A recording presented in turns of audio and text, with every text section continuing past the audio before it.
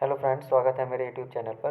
तो आज हम लोग यूपीएससी रिगार्डिंग कुछ इम्पोर्टेंट हिस्ट्री से जो टर्म्स आते हैं, हर साल यूपीएससी इससे रिलेटेड कुछ टर्म्स पूछता है। तो हम उसके बारे में कुछ इम्पोर्टेंट जो टर्म्स हैं उनका डिस्कस करेंगे। क्विकली हम लोग इसको रिवीजन करेंगे और काफ़ी हेल्पफुल होने वाला है ये सेशन।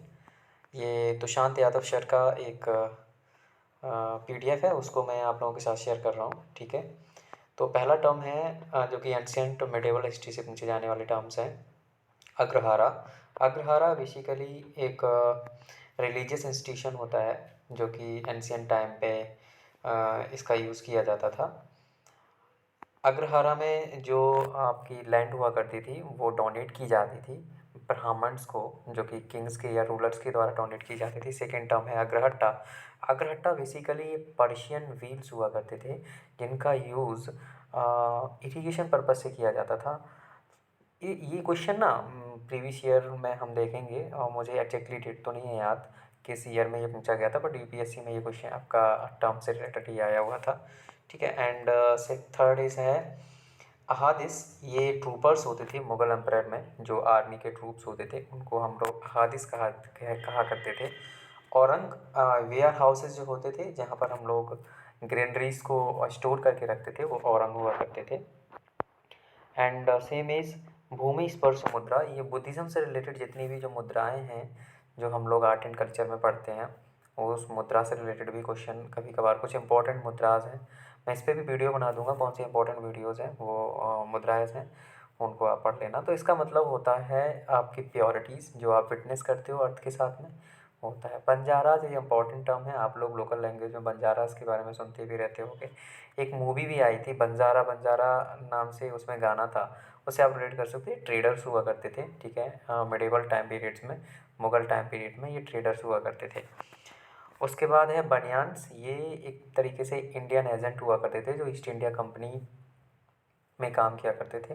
ओके, और बंदगान ई खास। बंदगान ई खास बेसिकली ये रॉयल स्लेव्स हुआ करते थे, जो कि खासकर जो हमारा दिल्ली सल्तनत का जो टाइम पीरियड है उसमें हमें देखने को मिलता है। ये CFEF के एग्ज़ाम में ही पूछा गया था, तो वो टर्म्स भी यहाँ पर काफ़ी, क्योंकि यूपीएससी ही कराता है तो उसके टर्म्स भी हमारे लिए काफ़ी इंपॉर्टेंट हो जाते हैं। ओके, नेक्स्ट है हमारा कोडापाहकार। ये होता है एक सीजनल ऑफिस होता था जो कल्टीवेशन के लिए हेल्प करता था। सीजनल ऑफिस था, कल्टीवेशन में हेल्प किया करता था। दामिन इको बेसिकली ये हमारा झारखंड में राजमहल हिल्स का जो एरिया है वहाँ पर संथाल ट्राइब्स पाई जाती रहती है बेसिकली। तो उस इलाके को हम लोग, उस फॉरेस्ट हिली एरियाज़ को हम लोग दामिनी को कहा करते हैं। उसके बाद हमारा आता है एरीपथ। एरीपट्टी। एरीपट्टी basically revenue for maintenances of village tax में यूज़ होता था। मतलब ये रेवेन्यू के पर्पज से इसका हम लोग यूज़ करते थे, विलेज में कुछ टैक्स बनाए जाते थे। एंड नेक्स्ट है आपका फनम। बेसिकली 2022 में ही ये क्वेश्चन आया था। फनम टर्म्स दिया गया था जिसका मतलब होता है कॉइन्स। एक चीज़ और ध्यान रखना, इसमें थीम बेस्ड जो क्वेश्चन होते हैं तो वो इकोनॉमी से रिलेटेड ज़्यादा टर्म पूछे जाते हैं हमारे मिडेवल, खासकर एंशिएंट से। ठीक है, कुछ टर्म्स हमारे हो जाते हैं जैसे कि कुछ इंस्टीट्यूशंस पूछती है, बुद्धिज़्म जैनिज़्म में इतनी सारे क्वेश्चन पूछे गए थे, सारे क्वेश्चन एग्जॉस्ट हो चुके हैं। अब यूपीएससी कहाँ से पूछेगा भाई, तो अब उन्होंने फोकस करने लगा कि हम उसके जो इम्पोर्टेंट इंस्टीट्यूशंस है ना वहाँ से क्वेश्चन करेंगे। फॉर एग्ज़ाम्पल थेरावादी, फॉर एग्ज़ाम्पल स्थूलवादी, इस तरीके के वो टर्म्स वो यूज़ करने लगे हैं। ठीक है, तो इन पर ध्यान देना। और उसके बाद घटिकास क्या होते थे, ये घटिकास भी क्या होते थे, ये भी आपका एक तरीके के रिलीजन इंस्टीट्यूशंस होते थे जिनको डोनेट किया जाता था एज अ पर्पज़ कि वहाँ पर आप टेम्पल्स बनाएंगे एंड उनका यूज़ किया जाएगा, उस प्लेस का यूज़ किया जाएगा आपका एजुकेशन के लिए और बाकी की जो वेलफेयर इसकी काम होते हैं उनके लिए। ठीक है, उसके बाद हुंडी। हुंडी बेसिकली आपका इकोनॉमिक कॉन्सेप्ट में यूज़ किया जाता है। ये बिल या एक्सचेंज होता था, अब बिल ऑफ एक्सचेंज होता था, हुंडी का यूज़ करते थे। उसके बाद इबादत खाना। बेसिकली ये अकबर के टाइम पीरियड से रिलेटेड है। अकबर ने एक एक प्लेस बनाया था, एक हॉल बनाया था जहाँ पर सारे रिलीजियस जो प्रीचर्स होते थे उनको वो बुलाता था और वहाँ पर इबादत होती थी, डिस्प्यूट्स डिस्कशन होता था।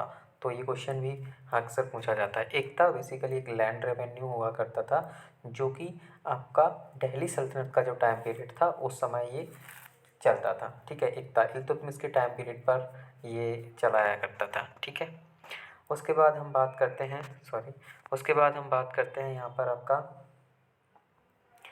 खुंतक खुंतक की इधर joint ownership of land tribal linkage में होता था, इसका यूज़ होता था। फिर आपका कुला है दारंस, ये आपकी सैयदी से रिलेटेड है, शहीद्स जो होते थे उनसे रिलेटेड है।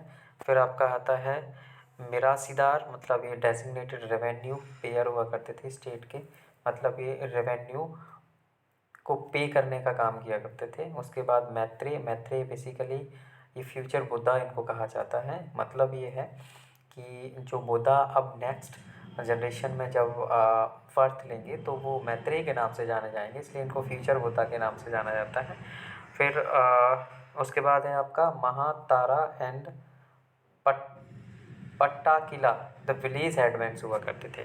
तो ये कुछ टर्म्स हैं, इनको अगर आप 5 मिनट का 6 मिनट का वीडियोस है, अगर आप इसको 2-4 बार अगर आप इसको गो थ्रू कर लोगे तो मेरे ख्याल से ये टर्म्स आपके दिमाग में हो जाएंगे। अब एक बार में रटने की कोशिश मत करना, और 2-4 बार अगर वीडियो देखोगे तो आपको काफ़ी हेल्प होगा।